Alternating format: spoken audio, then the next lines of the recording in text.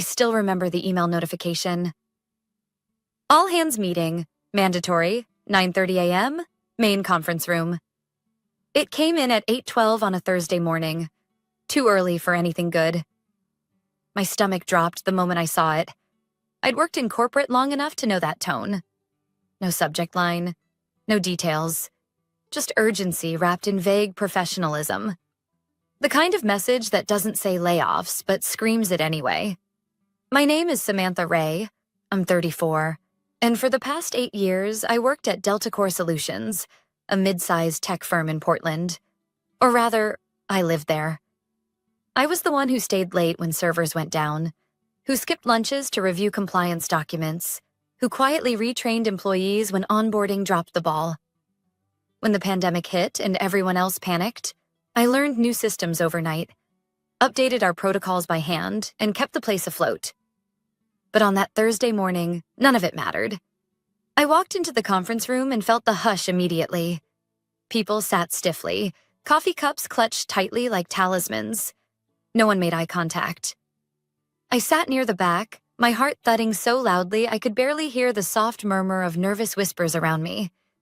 Then the doors opened, and in walked Alan Reese, our chief operating officer, flanked by 2 HR reps. That's when it became real. "Thank you for joining us this morning," Alan began, like this was just another company update. "Today, we've made the incredibly difficult decision to initiate a round of workforce reductions." He paused as if expecting sympathy. "This is part of a necessary restructuring as we align our budgets with future growth strategies." I wasn't shocked by the layoff itself. I'd heard the rumors like everyone else. What stunned me was when I checked my email 5 minutes later and saw the subject line, "Your employment status." And there it was. My name was on the list. First. I sat there frozen, reading the sterile paragraph over and over, unable to breathe. After everything I'd done, the extra hours, the missed birthdays, the Sunday nights spent fixing data mismatches, they didn't even have the decency to speak to me in person. I'd worked double shifts. I'd fixed critical bugs before they made it to launch. I was the only one in the company with a current Level 3 compliance certification, a credential they begged me to get, then never reimbursed me for. I stood up, slowly, aware that people were watching. Some had tears in their eyes. A few looked guilty, but no one said anything.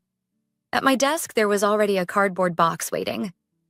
Security didn't escort me, a tiny mercy, I guess. But as I packed up 8 years of my life, I couldn't stop shaking. Family photos, a stress ball shaped like a server tower, the coffee mug I won for Employee of the Quarter. Twice. 8 years, gone in 6 paragraphs. No severance package. Just 2 weeks insurance coverage and an offer to assist with my transition. The worst part? I didn't cry. I wanted to. I wanted to scream, slam a chair against the wall, demand answers. But all I did was nod. Quietly, like a professional. Like someone who hadn't just been gutted. When I stepped out into the gray Oregon drizzle, I wasn't just unemployed. I was untethered. Everything I had built my identity around, loyalty, hard work, being the one who held it all together, had just been treated like it meant nothing. I put the box in my car and sat behind the wheel for a long time. No music, no calls, just silence. I stared at my reflection in the rain-smeared window, and for the first time in a long time, I saw someone exhausted, used, discarded. But then, as the shock began to fade, something else began to rise. A quiet fury. Not rage, not revenge. Clarity. They didn't let me go because of budget cuts. They let me go because I made things look easy. Because I trained the team so well they thought I could be replaced by the people I mentored. Because I never asked for credit, never made noise, and never threatened to leave. They thought they'd won. They had no idea what was coming. Because 2 weeks before they blindsided me with that email, I had a conversation. One I hadn't told anyone about yet. Not even my closest friend in the company. It was with a recruiter from Calum Tech, a global cybersecurity and compliance firm. And as I sat there in my car, still clutching the layoff notice, my phone buzzed with a new message. Hi, Samantha. Congrats again. Legal has finalized your contract. We'd love to schedule onboarding for Monday. Welcome to Calum Tech Six Figures. Full benefits, remote flexibility, a role built around the very skills Delta Core had taken for granted. I closed my eyes and let out a breath. They thought they were punishing me. But what they'd actually done was set me free. The Monday after my layoff, I woke up at 6:30 a.m. out of habit. No alarm, just muscle memory. For 8 years, that time meant brewing coffee, reviewing the ticket backlog, checking my team's schedules, and prepping for yet another urgent compliance meeting that should have been solved months ago. But that morning, I sat still at the kitchen table. No rush, no emails, no panicked Slack messages. Just the silence of my small Portland apartment, and the contract for my new job at Calum Tech, still sitting on the counter. I didn't sign it yet. Not because I had doubts, but because part of me needed time to mourn. Not the company. That was long gone. I was mourning who I had to become to survive in a place that never saw me. Back when I started at Delta Core, I was just 26. I'd landed the job after getting certified in risk and compliance systems. Not exactly a glamorous field, but one that required meticulous thinking, nerves of steel, and most of all, accountability. I was eager, sharp, hungry to prove myself. And for a while, I did. I stayed late to fix botched reports. I found discrepancies in regulatory filings that saved us from audit fines. I volunteered to mentor new hires. I was the go-to, the reliable one. You know what happens to the reliable one? They get buried in expectations. At first, it felt like trust. I was looped into high-level meetings, CC'd on everything. But soon I was doing everything. Writing documentation that wasn't mine. Fixing code I didn't break. Picking up calls after hours, just in case. When someone missed a deadline, I handled it. When a new hire was floundering, Samantha, can you just shadow them for a week? By year 4, I was basically running onboarding for the entire compliance division. Unofficially, of course. No title change. No raise. Just a slow shift into invisibility. My manager, Drew, always said the same thing. We know how valuable you are, Sam. You're the glue. Glue. I hated that word. Glue holds everything together. Quietly, messily, unseen. And when it breaks, people don't blame the load. They blame the glue. I wasn't resentful at first. I told myself it would pay off. That loyalty meant something. Then came the new hires. Fresh out of grad school, underqualified, overconfident, and assigned directly to me. Samantha, can you train Jason on the compliance dashboard? Samantha, just loop Priya in. She'll be shadowing you. At one point, I was training 4 people while still doing my actual job, but it was a conversation from about 6 months before the layoff that stayed with me. It was after hours, and Drew had stopped by my desk while I was still typing out a critical client compliance report. You know, if we had 5 more Sams, this place would run itself. I gave a tired smile. Then maybe you'd let one of them have weekends off. He laughed. I didn't. Later that week, I submitted my first request for a compensation review. I outlined my certifications, project metrics, and team development work. I attached glowing client emails, positive audits, and even included market salary comparisons. Drew's reply came 48 hours later. Unfortunately, we're not in a position to adjust salaries this quarter. Let's revisit this in 6 months. 6 months later, I sent a follow-up. No reply. Instead, 2 months after that, I got an email asking me to lead compliance training for the entire company. No title. No bonus. Just more hours. More unpaid labor. I did it anyway. Because I still had hope. I still believed that showing up, really showing up, mattered. I didn't know it then, but that was the final test. And I passed it. Just not in the way they expected. The recruiter from Calum Tech reached out shortly after that training session. She'd been forwarded one of the internal guides I'd written. Anonymously, of course. It had circulated among their consultants as a gold standard in practical compliance rollout. They wanted to talk. I took the call. Quietly, cautiously. I told myself it was just a conversation. But the moment I spoke to their director of operations, I realized how much I'd been starving. Not just financially, but professionally. He knew what my certifications meant. He asked about the systems I'd patched. He valued the quiet work no one else ever saw. And then I got the offer. 6 figures. Leadership title. My own team. It felt surreal. I hadn't accepted it yet when the layoff came. But when it did, it was like the universe answered for me. All those years I thought I was too essential to be discarded. But they had never valued me, only what I could do for them. And now, they were about to find out what happened when the glue walks away. Because 2 weeks later, almost to the day, Delta Core's compliance systems failed. And there was only one person who knew how to fix them. And she had just signed her contract with someone else. The email went out at 2:47 p.m. on a Wednesday. Subject, urgent compliance system error. It was forwarded to me later by a former coworker. But at that moment, I was already sipping an iced coffee across town, sitting in a sleek glass office with my new Calum Tech badge clipped to my blazer. It had been 9 days since I left Delta Core. 9 days since I quietly packed up my desk, smiled at the receptionist, and walked out of that building for the last time. It felt like a lifetime ago. But for them, the real nightmare had just begun. Inside Delta Core's 7th floor office, panic was setting in. The compliance dashboard, the core system tracking client certifications, regulatory deadlines, and audit documentation had gone down. Not partially, fully. No access, no backups loading, no functioning escalation path. The issue wasn't just technical, it was operational. The new team had deployed an update to the internal tracking system. The same system I had manually patched and maintained for 6 years. It was never meant to be automated blindly. The protocols were too nuanced, too dependent on knowing the quirks and exceptions we'd built around client-specific regulations. But I was gone, and no one else knew the map. I got the first text from Jenna, one of the few people who'd reached out after the layoffs. "Are you hearing what's happening at Delta Core?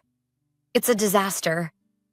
Then Thomas, from IT, messaged me. "Compliance system down. No one can even explain what went wrong. Drew looks like he's aged 10 years in an hour."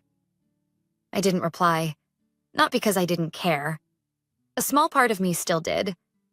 But because I knew better than to get emotionally pulled back in. I'd spent years being their backup plan, their patch, their fixer. And where had that gotten me? Laid off, without warning, without gratitude. Number this time, they would face it without me. By Thursday morning, word had spread. 3 major clients were threatening to pause contracts. One, a government-adjacent tech firm, had already frozen operations pending audit confirmation. I heard Drew had locked himself in his office, frantically flipping through old email chains and half-written process manuals I'd left behind. The problem? I never documented the fail-safes. I couldn't. The system wasn't designed for it. Half the fixes I'd done were hard-coded overrides built over years of trial, error, and emergency intervention. They hadn't just let go of an employee. They had deleted their institutional memory. By noon, I got a call. Unknown number, but I recognized the voice immediately. "Hi, Samantha. It's Drew." There was a pause. I could hear tension in his voice. I waited. How are you?" he asked. The sheer awkwardness of that small talk after everything made me want to laugh, but I kept my tone neutral. "I'm well, settling into the new position." "Listen," he said, quickly shifting gears. "I won't waste your time. We've had some issues with the compliance dashboard. You were the only one who really understood how the override system worked, and I was wondering if—" "Drew," I said gently, "I no longer work at Delta Core." I know, he rushed. "I'm not asking for anything big. Just maybe a call? Walk us through some of the old patches, or—" I let the silence hang for a second longer than was comfortable. "I'm not trying to be difficult," I said, "but I did ask for compensation for this work. For years. You remember that, don't you?" He went quiet. "Now, I'm leading the compliance architecture team at Calum Tech," I continued, "and I'm building something better, cleaner, sustainable." "I get it," he muttered. "No, Drew, I don't think you do," I said, keeping my voice even. "You didn't value the system while it worked because you never saw how fragile it was. And now that it's broken, you're realizing the cost." He exhaled sharply. "Is there anyone else we could talk to? Anyone you trained who could help?" That part broke me a little. Because yes, I trained half the team. I wrote the guides. I answered the late-night texts. But none of them had the experience. They weren't ready. And worse, they had been too afraid to speak up when I was dismissed. I gave him the cleanest answer I could. "You're going to need to rebuild it from scratch, and I suggest hiring a team who won't treat your best people as disposable next time." The call ended shortly after that. I didn't feel triumphant. I felt steady, like I had finally drawn a line in the sand between who I was, the glue that held a broken system together, and who I was becoming, the architect of something new. At Calum Tech, I was being invited to redesign a nationwide compliance platform. They trusted me, listened to me, paid me fairly. My calendar wasn't filled with emergencies. It was filled with strategy. That night, as I looked out at the city lights from my balcony, I received one final message. It was from Jenna. They brought in a consultant today. He told them it would take 4 to 6 months to rebuild what you did in-house. And that's just to get back to baseline. I typed a reply, then deleted it. Some things don't need a response. Let the silence speak. Because they hadn't just lost a system. They lost the one person who knew how to keep it from collapsing. And that finally wasn't my problem anymore. It wasn't until week 3 at Calum Tech that I finally started sleeping through the night. The insomnia had followed me like a shadow after the layoff. Not because I missed Delta Core, that chapter was closed. But because even in freedom, I carried the habits they'd hardwired into me. The urgency, the hypervigilance, the need to be useful. For the first time in years, no one needed me at 11 p.m. There were no frantic, just one more favor messages, no missing audit flags waiting for me to catch them. It was unsettling and healing. My team at Calum Tech was small but sharp, and they listened. During onboarding, I suggested a shift in how we structured internal compliance mapping, and instead of dismissing me, the CTO brought it up in a leadership meeting. It was implemented the same week. I wasn't used to that. Every day, I woke up waiting for the catch, waiting for someone to tell me I'd overstepped or been too ambitious, but it never came. Instead, I got Slack messages asking for my thoughts. I got credit in meetings. I got a full lunch hour, uninterrupted. When I sent an out-of-office email, people actually respected it. The scars didn't vanish, but they stopped itching. Still, something tugged at me. Maybe it was the texts that kept trickling in from old Delta Core coworkers, people who had survived the layoffs but now felt like the floor was crumbling beneath them. "You were right, Samantha. They're overworking everyone. 3 people quit this week. No one trusts Drew anymore." They finally offered Priya a promotion, after 2 people left. She's furious. I didn't respond to all of them, but I read every word. Because I remembered what it felt like to sit at that desk, to hear the silence after advocating for yourself, to smile through resentment just to survive another day. That's when an idea started forming. On a quiet Friday afternoon, I walked into my new director's office and asked if I could spearhead a mentorship initiative, one focused on career transition support for under-recognized compliance professionals. He blinked. "You want to mentor people? Outside the company?" "Yes," I said. "People who are stuck in broken systems. People like I used to be." To my surprise, he nodded almost immediately. "Put together a proposal. I'll support it." That weekend, I wrote the framework for a pro bono workshop series, 1 Saturday a month. Resume audits, interview prep. negotiation tactics, confidence building. I called it the Invisible Experts Project. Because too many of us work in silence, afraid to ask for more, afraid to leave, because we're told the glue doesn't matter. That being essential is enough reward. It isn't. 2 weeks later, I held the first session. 5 women from various industries joined the Zoom call. They were quiet at first, unsure if they belonged, unsure if they were allowed to want more. But by the end, one of them, a single mom named Janelle, said something I haven't forgotten.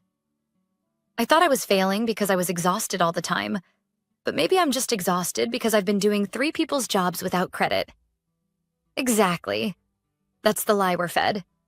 That burnout is personal weakness, not systemic abuse. That loyalty is noble even when it's one-sided. That speaking up makes us difficult. It doesn't. It makes us free. After that session, I received a LinkedIn message from someone I hadn't expected. Priya, the junior analyst I'd trained during my last year at Delta Core. Hi, Samantha. I heard about the workshop. I'd love to join. Also, I just gave my notice. You helped me see I deserved better. Thank you. I stared at the message for a long time. Not because I was surprised, but because I realized something important. They'd tried to erase me, discard me like a broken part. But I hadn't just built systems. I'd built people. People who now saw their own value. That was the real legacy. And the more I embraced that truth, the more I understood the difference between leaving quietly and leaving with purpose. I hadn't burned a bridge. I'd lit a torch and handed it to the next person still in the dark. It was a gray Tuesday morning when I saw the subject line. Urgent request? Contracted assistance? It came from a Delta Core email address, but not Drew's. This one was from a name I hadn't heard in over a year. Karen Voss, the company's chief legal officer. I opened the message slowly, half curious, half expecting more corporate cleanup. Hi, Samantha. I hope this finds you well. I'm reaching out regarding a critical compliance situation. Our external consultants have advised that portions of our legacy system cannot be restored without direct input from the original architect. Based on our records, that's you. We understand you're no longer with Delta Core, and we respect that. However, we'd like to discuss a potential contracted engagement with appropriate compensation to help stabilize our systems before Q4 filings. Please let us know if you're open to a conversation. Karen Voss, Chief Legal Officer. I read it twice, then a third time. There it was, the final act. Not a demand, not a guilt trip. A request. Polite, careful, professional. From someone far higher up than Drew. I wasn't angry. I wasn't even tempted. I just felt something settle, like a book being closed after years of rereading the same painful chapter. By now, Delta Core had lost 3 major clients. Their internal reviews had flagged multiple compliance breaches, and their external audit report, which I got a glimpse of through a friend in the industry, was scathing. They didn't want me back out of respect. They wanted me back because I was the only one who could fix what they had broken. The irony wasn't lost on me. I didn't reply right away. I spent the day thinking. Not because I needed the job. I didn't. Calum Tech was thriving, and my mentorship initiative, the Invisible Experts Project, had grown faster than I imagined. I just wanted to be sure. That night, I sat on my balcony again, the same place I had stared into the quiet the day I was laid off.